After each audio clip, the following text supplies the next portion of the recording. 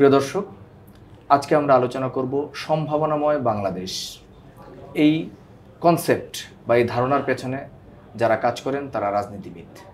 বাংলাদেশের অন্যতম প্রাচীন ইসলামী রাজনৈতিক দল, যে দলটির 3 যুগ হতে চলল, ইসলামী আন্দোলন বাংলাদেশের সিনিয়র নায়েবে আমির মুফতি সৈয়দ ফয়জুল করিম শাইখে চরমোনাইয়ের সঙ্গে। তিনি রাজনীতির মাঠ থেকে সরাসরি ভোটের মাঠে যেমন সক্রিয়, তেমনি মানুষের আত্মশুদ্ধি এবং হাদিসের দর্শেও তিনি সক্রিয়। কেমন আছেন? আলহামদুলিল্লাহ, আপনি কেমন আছেন? আছি আলহামদুলিল্লাহ, ভালো আছি আলহামদুলিল্লাহ। আপনার রাজনৈতিক দল, এটা তো প্রায় 3 যুগ হতে চললো কাছাকাছি। তো এই রাজনৈতিক দলের প্রতিষ্ঠার ইতিহাস বা আপনাদের অর্জন সম্পর্কে যদি আমাদেরকে সংক্ষেপে কিছু একটু বলেন। ইসলামী আন্দোলন বাংলাদেশের ইতিহাস হলো, ইসলামী আন্দোলন বাংলাদেশ গঠিত হয়েছে আল্লাহর জমিন, আল্লাহর হুকুমত কায়েম করার জন্য। ইসলামী আন্দোলন বাংলাদেশের প্রথম নাম ছিল ইসলামী শাসনতন্ত্র আন্দোলন। এটা একটা জোট ভিত্তিক দল ছিল, সবার সমন্বয়। আচ্ছা, এই সবার উদ্দেশ্য ছিল আল্লাহর জমিন, আল্লাহর হুকুমত কায়েম করা। সেই উদ্দেশ্যকে সামনে নিয়ে তারা তাদের সাধ্য অনুযায়ী কাজ করেছে। ইসলামী আন্দোলন বাংলাদেশ ঐক্য প্রয়াসী একটা সংগঠন, তার সূচনাটাই হয়েছে ঐক্যের মাধ্যমে। এবং সেই ঐক্যের ভিত্তি কি ছিল? ইসলাম হুকুমত, অন্য কোনো স্বার্থ নয়। জাগতিক কোনো স্বার্থের জন্য, ব্যক্তিগত স্বার্থ অর্জনের জন্য ইসলামী আন্দোলন বাংলাদেশ গঠিত হয়নি। ইসলামী আন্দোলন বাংলাদেশ আলহামদুলিল্লাহ সেই নীতি ও আদর্শকে ভিত্তি করে আজ পর্যন্ত একই অবস্থায় চলতেছে। এবং সেই ইসলামী আন্দোলন বাংলাদেশ সৃষ্টির থেকে আজ পর্যন্ত প্রথম যে কথা বলছে আজও একই কথা বলতেছে। মাঝখানে কোনো টালমাটাল ভিন্ন কোনো আদর্শ লালন করার ইতিহাস ইসলামী আন্দোলন বাংলাদেশের মধ্যে নেই। এই জন্য আমি মনে করি ইসলামী আন্দোলন বাংলাদেশের নীতি ও আদর্শের উপরে অটল থাকার কারণেই মানুষ আলহামদুলিল্লাহ এটাকে গ্রহণ করতেছে, এর প্রতি আকৃষ্ট হচ্ছে। আমি বিশ্বাস করি যদি আমাদের নীতি ও আদর্শের উপরে আমরা থাকতে পারি, তাহলে আজকে হোক কালকে হোক এদেশে একদিন ইনশাআল্লাহ ইসলাম হুকুমত হবেই হবে ইনশাআল্লাহ। ইসলামী আন্দোলন বাংলাদেশের যে রাজনৈতিক অর্জন সম্পর্কে আমি যে কথাটা বলতে চাচ্ছিলাম, সেটা হলো যে আপনাদের ছাত্র সংগঠন থেকে শুরু করে অনেক সহযোগী সংগঠন এবং বিশাল জনসম্পৃক্ততা, এই বিষয়টা কি তুষ্ট হওয়ার মতো জায়গায়? অবশ্যই ইসলামী আন্দোলন বাংলাদেশের ব্যর্থতা বলতে কিছুই নেই। জি, ইসলামী আন্দোলন বাংলাদেশ শুধু অর্জন বলতে সিট পাওয়াকেই মনে করে না। আচ্ছা, এটা মূল ভিত্তি মনে রাখতে হবে। ইসলামী আন্দোলন বাংলাদেশ মনে করে কত লোককে তাদের নীতি ও আদর্শ বুঝাতে পেরেছে, কত মানুষকে উৎসাহিত করতে পারছে, কত মানুষকে ইসলামী হুকুমত কায়েম করার জন্য সম্পৃক্ত করতে পারছে। ধরে নেন, যদি আমি কারোর উপরে ভর দিয়ে কোনো একটা এমপি হলাম, তাহলে যদি সেই দল আমাকে সাপোর্ট না দেয়, তাহলে হলোটা কি? আমার সবই শেষ। ইসলামী আন্দোলন বাংলাদেশ চায় নিজের উপরে ভর করে ক্ষমতায় যেতে। মানে আমরা যে জায়গাটা বলতে পারি যে স্বয়ংসম্পূর্ণভাবে পথ চলতে এবং নিজেকে একটা জায়গায় নিয়ে যেতে। এর মূল কারণটা কি? এর মূল কারণ হলো যে যদি আপনি জগা খিচুড়ি বা কারোর উপর ভর করে যদি আপনি ক্ষমতায় যান, তখন আপনার নীতি আদর্শ বাস্তবায়ন করতে পারবেন না, আপনার কথাই বলতে পারবেন না। কারণ আপনার তো নিজের কিছু নেই। অন্যের ধার করা জিনিস দিয়ে আপনি নিজে কিভাবে আদর্শ বাস্তবায়ন করবেন? মানে যেটাকে আমরা জোট রাজনীতির চর্চা, বরং তখন কি হবে, আপনার যে আদর্শ যতটুকু ছিল সেটা বিলীন হয়ে যাবে, যেটা বিগত দিনে আমরা দেখেছি। ইসলামী আন্দোলন বাংলাদেশ শুধু ক্ষমতার পার্টিসিপেট, এমপি হওয়া, মিনিস্টার হওয়া কি মনে করে না যে আমরা কিছু অর্জন করছি। ইসলামী আন্দোলন বাংলাদেশ বিশ্বাস করে কত মানুষকে বোঝাতে সক্ষম হয়েছে, নীতি আদর্শ অ্যাপ্লাই করার জন্য কত মানুষকে সে জাগ্রত করতে পেরেছে। এইটি হলো তার মূল লক্ষ্য এবং উদ্দেশ্য। মানে দাওয়াত পৌঁছানোর কথাটাই আপনি বারবার বলতে চাচ্ছেন। দেখেন, আপনি যদি একদল লোককে সৃষ্টি করতে পারেন, নবী আলাইহিস সালাম মুক্তি জীবনে কি করছেন? 13টা বছর এত কষ্ট সহ্য করছেন, প্রতিবাদ করেননি। কাজটা কি করছেন? কিছু লোক তৈরি করছেন, যেই লোকগুলির মাধ্যমে বিশ্ব জয় করা সম্ভব। ইসলামী আন্দোলন বাংলাদেশ বিশ্বাস করে যদি এরকম লোক তৈরি না হয়, আর হঠাৎ করে যদি কোনো তকলিফ লা ইউতাক, যা তার সাধ্যের বাহিরে এরকম কিছু অর্জন করে, তাহলে রণে ভঙ্গ দিবে। ইসলামী আন্দোলন বাংলাদেশ বিশ্বাস করে যেই পাথর তুলতে পারে না, সেই পাথর তোলার জন্য সে সময় ব্যয় করে না, তাকে নিজেকে নিজে ক্ষতি করে না। আপনি বিশাল এক পাথর তুলতে পারেন না, যে আপনি তুলতে যান, অবস্থাটা কি হবে? হাত ভেঙে যাবে, কোমর ভেঙে যাবে, যে শক্তিটা ছিল নষ্ট হয়ে যাবে। কিন্তু আপনাকে চুমা দিয়ে সেই পাথরকে রেখে দিতে হবে। অপেক্ষা করুন, বড় হন, শক্তি অর্জন করুন, এরপর পাথর তোলার চেষ্টা করুন। ইসলামী আন্দোলন বাংলাদেশ হুকুমতকে বিশাল একটা শক্তি মনে করে। আসলে তো আপনার হুকুমত, পাওয়ার, ক্ষমতা, এটা দেয়ার শক্তির চেয়ে মারাত্মক।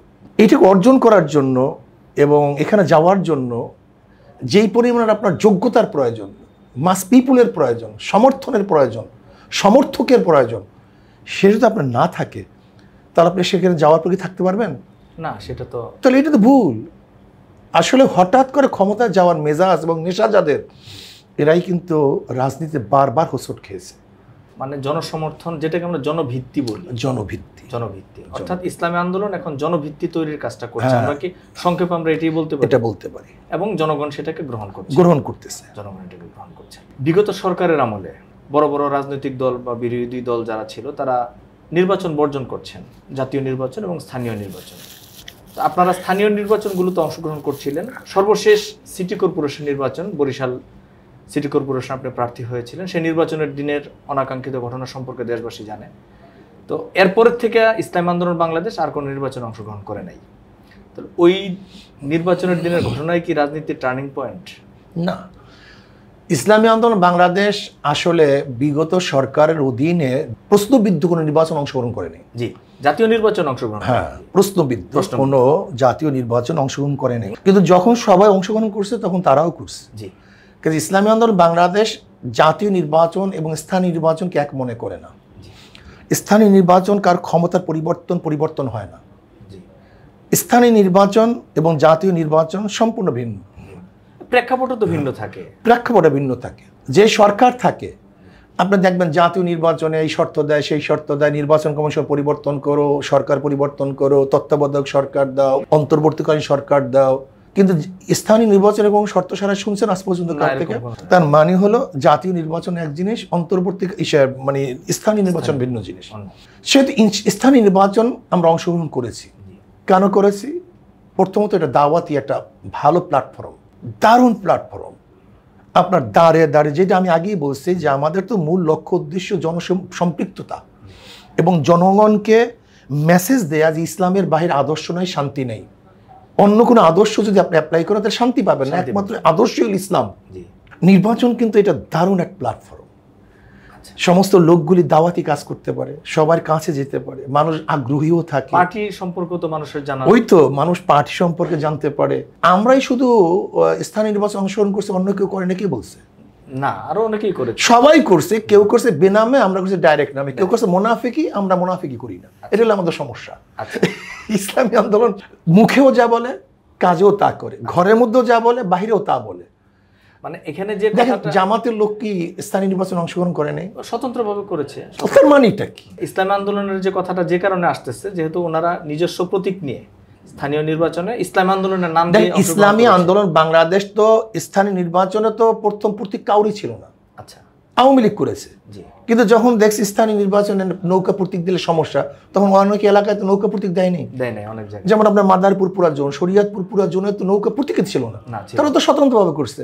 তখন কি আপনি বলবেন না যারা আওয়ামী লীগের প্রার্থী না? দাওয়াতি কার্যক্রম হিসেবেই আপনারা স্থানীয় নির্বাচনে অংশগ্রহণ করেছেন। এখানে কারো শূন্যস্থান পূরণ, যে প্রশ্নটা আমি বারবার করতে চাচ্ছিলাম, যে কারো শূন্যস্থান পূরণে আপনারা কাজ করেন নাই। এটা আরে ভাই, স্থানীয় নির্বাচন তো সবাই নির্বাচন অংশগ্রহণ করছে। বিএনপি করছে, জামাত করছে, অন্যান্য পার্টি করছে, আদার্স পার্টি করছে, এমনকি আমাদের সমমান ইসলামী দলগুলিও তো, জমিয়াতের লোকজনও পার্টিসিপেট করছে।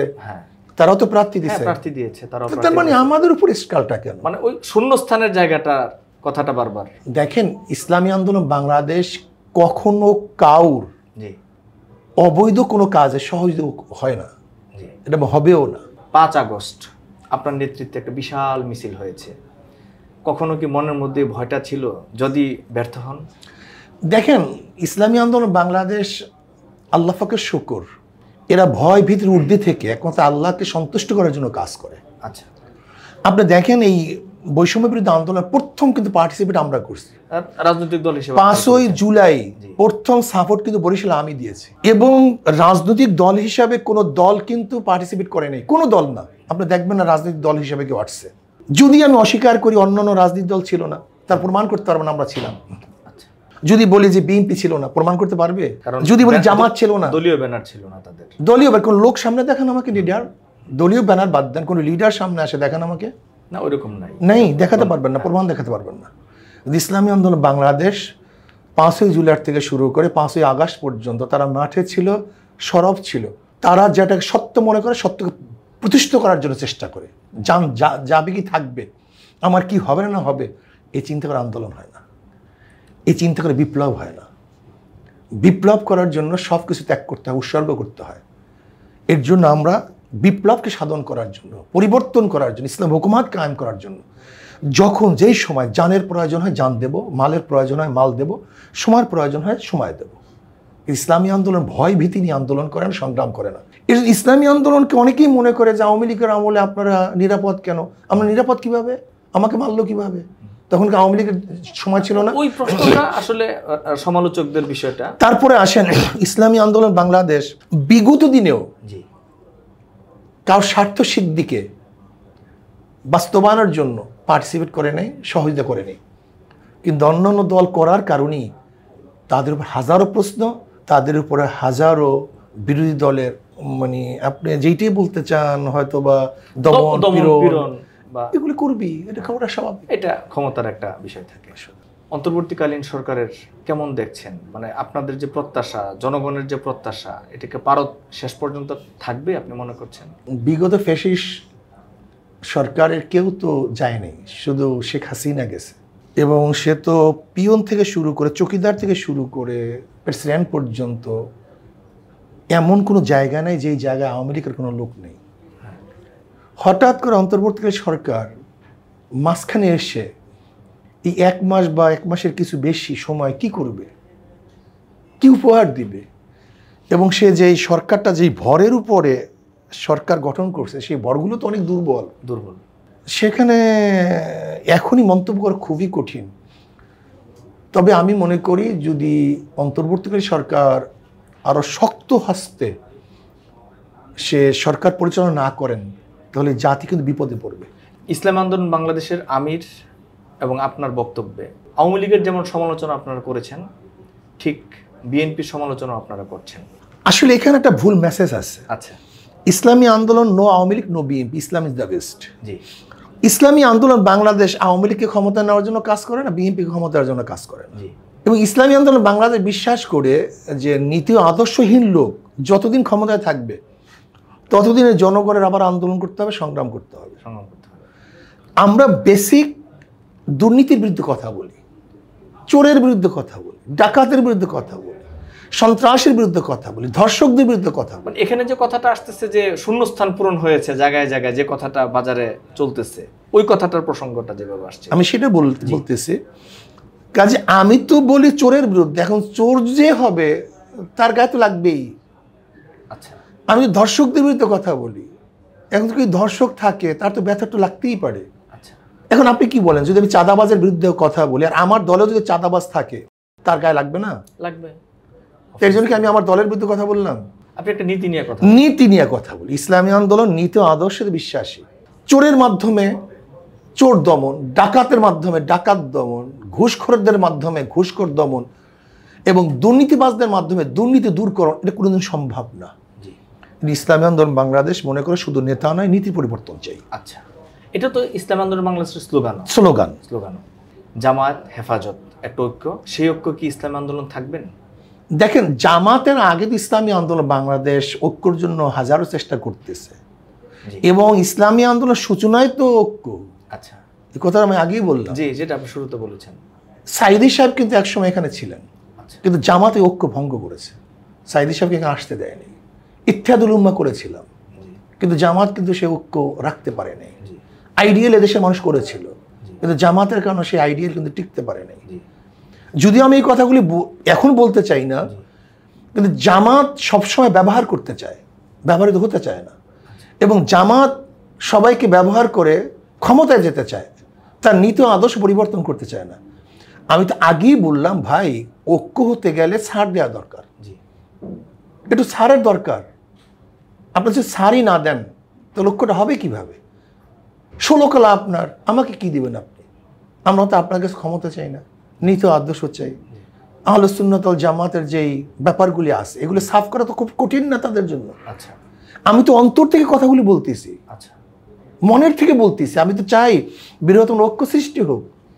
আমাদের মধ্যে যে ভুল ত্রুটিগুলি, আগামীকাল তো নির্বাচন না ভাই, না ঠিক আছে, এই সময় আমরা বসি না কেন? আমাদের মধ্যে সমস্যাগুলো দূর করি না কেন?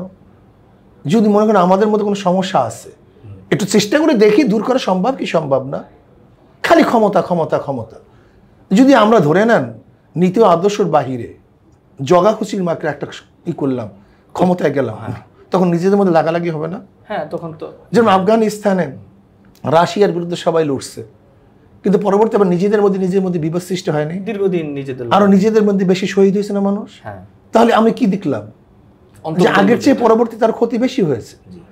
এখন তো প্রত্যেকের অবস্থান আছে, কিন্তু আল্লাহ না করুক যদি ঐক্য হওয়ার পর আবার নিজেদের মধ্যে বিশৃঙ্খলা সৃষ্টি হয়, তখন কি হবে? পাবলিক কি মনে করবে আমাকে বলুন তো? পাশ্চাত্যরা কি মনে করবে? ইসলামের দুশ্মনরা তখন কি মনে করবে? আবার কি তাদেরকে শক্তিশালী করতে চাই? মানুষ তখন আশায় আছে যে ইসলামী দলগুলো ঐক্য হলে ক্ষমতা যাব, এটা আশায় আছে। কিন্তু এই আশাটাকে যদি চিরতরে ভণ্ডুল করে দেই, ধ্বংস করে দেই, তখন মানুষ আশাটা কি করবে আমাকে বলুন তো? মানে কোন চ্যানেল থেকে কি জামাত ইসলামের সাথে ঐক্যের কোনো আলোচনা চলতেছে? আমরা বারবার বলতেছি, মিডিয়ায় বলতেছি, পার্সোনালি বলতেছি যে তোমাদের মধ্যে যে আহলে সুন্নাত ওয়াল জামাতের সাথে হক্কানি ওলামায়ে কেরামের সাথে যতটুকু, যে দেখেন আকীদা এক জিনিস, আমল ভিন্ন জিনিস। আকীদা এবং আমল আসমান জমিন ডিফারেন্স। আপনার যদি মনে করেন ছোটোখাটো, এইটা ভুল, এটা ছোটোখাটো কোনো ব্যাপার না, এটা সবচেয়ে বড় ব্যাপার। কিন্তু অনেকেই কিন্তু এই জায়গাটা বলার চেষ্টা করতেছেন যে ভাই আমরা তো ঐক্যটা করতে চাচ্ছি ভোটের মাঠের ঐক্য। মানে এই কনসেপ্টটাকে আপনি কিভাবে দেখেন? আমি একটা কথা বললাম তো, আসলে ভোটের মাঠের ঐক্য স্থায়ী হয় না। আচ্ছা, আপনি দেখেন না বিগত দলের যেমন বিএনপি জামাত ঐক্য ছিল, নির্বাচন করছে, এমনকি 5 তারিখের আগে ঘোষণা দিয়েছে তারা যে জামাত বিএনপি যখন আন্দোলন পুরো জমে নেই, তখন ফখরুল ইসলাম আলমগীর ঘোষণা দিল না যে জামাত বিএনপি একসাথে কাজ করবে। অথচ দেখেন 5ই আগস্টের পরে তাদের অবস্থান দেখেন, 2 প্ল্যাটফর্ম ভিন্ন হয়ে গেছে। একটু ক্ষমতায় যাওয়ার মানে আশ্বাস পেয়েছে বা প্ল্যাটফর্ম মনে হয়েছে ক্ষমতায় যাবে, একটু আলো দেখা গেছে এর মধ্যে সবার, বাস প্রত্যেকের জায়গাতে। এটা হবেটা কি বলেন তো? আমি কি বুঝাতে চাই? পাবলিক বুঝতেই চায় না। পাবলিক বুঝে না তা না, কিছু মানুষ বুঝতেই চায় না। আমি বলতে চাই ভাই, তুমি দেখো যে জামাতের সাথে বিএনপির কত বড় বড় ঐক্য হয়েছিল 91-তে বিনা শর্তে। খালেদা জিয়া প্রথমে জামাত ক্ষমতায় নিয়ে আসছে, এরপরে জামাতের সাথে ঐক্যবদ্ধ নির্বাচন হলো, সেই নির্বাচনে তারা হারছে। 2001-এ ঐক্যবদ্ধভাবে নির্বাচন হলো, সেখানেও তারা হারছে, মানে জিতছে, আবার পার্টিসিপেট করছে, সরকারে ছিল তারা দুইজন মন্ত্রী। আবার 8-এর সময় তাদের অবস্থাটা কি হলো আপনারা দেখেছেন। অথচ তারাই আবার তাদের বিরুদ্ধে কথা বলতেছে। শুধুমাত্র আপনারা যে কয়েকটা দলের সঙ্গে সাম্প্রতিক সময় বৈঠক করেছেন, তাদের সঙ্গে যদি আলাদা একটা ঐক্যের কি সম্ভাবনা আছে? আলাদা অবশ্যই। ইসলাম, দেশ, মানবতা, এই 3 মূল নীতিকে সামনে নিয়ে শুধু ইসলামী দল না, অন্য কোনো দলও যদি আমাদের সাথে ঐক্য করতে চায়, আমরা তাদের সাথে ঐক্য করব। এটা যদি বিএনপিও করে, ইসলাম, দেশ, মানবতা, এই 3 মূল ভিত্তির উপরে যারাই ঐক্য করতে চায়, আমরা তাদের সাথে ঐক্য করব। দেশের বিভিন্ন জায়গায় মাজার হামলার শিকার হচ্ছে, ভাঙচুরের শিকার হচ্ছে। একজন প্রভাবশালী ইসলামী রাজনীতিবিদ হিসেবে আপনার মন্তব্য কি? দেখেন, আমাদের দুঃখ এখানেই যে আমাদের মধ্যে জোশ আসে, হুঁশ নেই কখন কি করতে হবে। কাবা শরীফ আমাদের কিবলা, নবী আলাইহিস সালাতু ওয়াস সালাম কাবার মধ্যে নামাজ পড়েছেন। আচ্ছা বলেন তো, ফতে মক্কার আগে সেই কাবায় কি মূর্তি ছিল না? ছিল। তখন ভাঙ্গেন নাই কেন? পরিবেশ অনুকূলে ছিল। আমি বুঝাতেই পারি না আমাদের দেশের জোশওয়ালা মানুষদেরকে। এই পিচ্ছি কিছু স্কলার, নাউজুবিল্লাহ, কিসের স্কলার? এই পিচ্ছি কিছু নিজেদেরকে নিজেরা গবেষক মনে করে, আর এই ফেসবুকের মাধ্যমে, ইন্টারনেটের মাধ্যমে কি করতেছে, পুরা কাজটাকেই ভিনিশ করে দেয়। মানে একটা লক্ষ্য উদ্দেশ্যকে সামনে নিয়ে অগ্রসর খুবই কঠিন হয়ে যায়। এদের চক্র, এদের তামাশা, এদের আলোচনা, এদের কাজকর্ম। এক্ষেত্রে কি আপনি নির্দিষ্ট কোনো গোষ্ঠী বা নির্দিষ্ট কোনো সম্প্রদায়কে কি আপনার মনে হয়? আমি মনে করি ইসলামের দুশ্মনেরা এরকম কিছু সৃষ্টি করেছে, তৈরি করেছে। এরা ইসলামকে ক্ষমতা না নেওয়ার জন্য বিভিন্ন কৌশল তারা আবিষ্কার করে, কোনো একটা দলিল তারা পেতে চায় যে এইটা এরকম হবে। এর চেয়ে একটু বেড়ে দেখবেন একদিন হয়তো বা বেপর্দা কোনো মানুষ মহিলা বের হলে পরিকল্পিতভাবে তাকে আক্রমণ করবে বা একটু কালি লাগিয়ে দেবে, এটা আপনি দেখবেন। অন্তর্ঘাতের যে বিষয়, হ্যাঁ, দেখবেন আপনি, এটা করবে ওরা। মানে ইসলামকে, মানে ইসলামী শক্তি, ইসলামী রাজনীতিকে কালিমা লিপ্ত করার এটা পরিকল্পিতভাবে করবে, একটা আশঙ্কা থেকেই আশঙ্কা, মানে এমনভাবে খুব কঠিন। এই দেশ এখন পর্যন্ত ইসলামের কিছু না, জি, ইসলামের সংখ্যাগরিষ্ঠ মানুষ এখানে বসবাস করে, জি, মুসলমানের সংখ্যাগরিষ্ঠ এখানে বসবাস করে। জি, এই দেশটাকে সামনে নেওয়ার জন্য বহুত খড় লাকড়ি পোড়াতে হবে, জি। বহুত। আপনি দেখেন আজকে অন্তর্বর্তী সরকারে কারা কারা আছে, এইটি ওরা চিন্তা করছে? কয়জন ইসলামপন্থী, কয়জন বামপন্থী, আপনি বুঝাতে পারেন? হ্যাঁ, বিষয়টা তো একটু আমি কিভাবে বুঝাবো বলেন তো? আপনি একটু বুঝাই দেন সবাইকে যে এত সহজ না। চিন্তাশীল হও। আফালা তাতাফাক্কারুন, আফালা তুফসিরুন। আমাদের চিন্তা নেই, দর্শন নেই। আর আমাদের সবচেয়ে বড় সমস্যা হলো আমরা বাহ বাহ পেতে চাই। ধরে নেন অনেকগুলি ছাত্র আমাদের সামনে আছে, এখন আমি দেখবো যে কি বললে এরা হু করে ওঠে, এটা আসলে বাস্তবায়ন আছে কি নাই, বাস্তবতা সম্ভব কি সম্ভব, এই চিন্তা আমাদের মধ্যে নেই। আমি বললাম সব ভেঙে ফেলবো, ভারতকে তাড়ায় দেবো, ভারতেরই ভেঙে ফেলবো, হু করে উঠলো। এখন দেখছে আমাদের পিচ্ছি পিচ্ছিদের মধ্যে ভাইরাল হওয়ার একটা স্বভাব। আচ্ছা, ভাইরাল কিভাবে হওয়া যায়, বাস। এখন তার মিডিয়ার দরকার হয় না, টেলিভিশনের চ্যানেলের দরকার হয় না, লাইভে এসে বাস শুরু করে দেয় নিজে নিজে নিজে। বাস খুব কষ্টের মধ্যে আছি। এবং ইসলামী যারা রাজনীতি করি খুবই মারাত্মক কষ্টের মধ্যে আছে, কিছু করতে পারি না। কিছু একটা করতে গেলেই সেখানে বাধার সৃষ্টি। নির্বাচন নিয়ে আপনি কিছু ভাবছেন কিনা? না, আমরা তো নির্বাচনমুখী একটা সংগঠন। আপনার সংগঠন, আপনি নির্বাচনের মাঠে আমরা আপনাকে দেখবো কিনা? আমরা তো সংগঠন করি, জি। যদি আমাদের দল প্রেশার ক্রিয়েট করে, আমি নির্বাচন করতে নিজে ব্যক্তিগত চাই না, তারপরে সবাই পরামর্শের ভিত্তিতে নির্বাচন করতে বাধ্য করে, সেটা ভিন্ন কথা। আর আমাদের এখানে কেউ যদি বলে যে আমি নির্বাচন করব, আমি অংশগ্রহণ করবো, সে তাকে নির্বাচন করার হারায় ফেলায়, যোগ্যতা হারায় ফেলায়। আচ্ছা, এখানে নিজের থেকে করতে পারবে না যে আমি নির্বাচনে যাইতে চাই, আমি নির্বাচন করতে চাই, এটা আমাদের দলের মধ্যে নেই। আমাদের দল নির্বাচনের জন্য তোমাকে বলবে যে তুমি নির্বাচন করো।